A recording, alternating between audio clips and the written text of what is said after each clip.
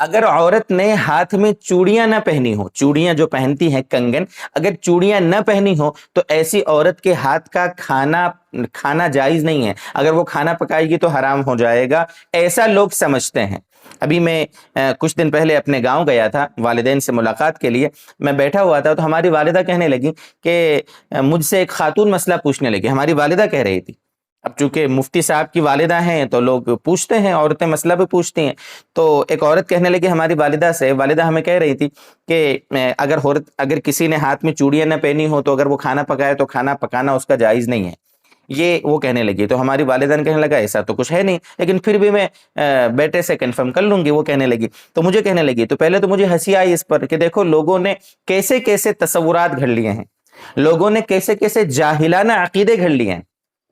کیسے بے سر پیر کے فتوے اور مسئلے عورتوں میں چلتے ہیں۔ یہ بات میں پہلے بھی کہہ چکا ہوں کہ مردوں سے زیادہ غلط باتیں، غلط فتوے عورتوں میں چلتے ہیں۔ یہ حلال ہے، یہ حرام ہے، اس سے نکاح ٹوٹ جائے گا، اس سے نکاح نہیں ٹوٹے گا، یہ فلاں ہے، اور یہ چیز کریں گے تو نکاح نہیں ہوگا، اور یہ چیز کریں گے تو نکاح ٹوٹ جائے گا۔ عجیب عجیب باتیں عورتوں میں چلتی ہیں۔ اس طرح عورتوں پر کبھی زیور کے نام پر، کبھی چوڑیوں کے نام پر، کبھی فلاں چیز کے نام پر عورتوں پر اس طرح ظلم ہوتا ہے، اور یہ عورتیں خود اپنے پیروں پر اس طرح کلہاڑی مارتی ہیں۔ تحقیق کرنا چاہیے، علماء سے پوچھنا چاہیے، اپنے گھر کے محرموں سے کہیں کہ علماء سے، مفتیان کرام سے صحیح کسی چیز کا مسئلہ پوچھیں۔ بس جو پرمپرا، جو چیز چلی آ رہی ہے، جو غلط فتویٰ چلا آ رہا ہے، لوگ اس کو ایک دوسرے سے بس منتقل کرتے چلے جاتے ہیں، یہاں وہاں بیان کرتے پھرتے ہیں۔ میرے دوستو، حلال و حرام تو اللہ نے طے کیے ہیں، یہ ہمارے گاؤں، ہماری برادری کے یہ جھوٹے عقیدے ہمارے خدا نہیں ہیں، یہ ہمارے گاؤں اور ہماری برادری کے جھوٹے عقیدوں نے، میرے دوستو، ان کو ہم نے خدا بنا لیا، اور ان کی چیزوں کو ہم مانتے ہیں، جو یہ کہیں،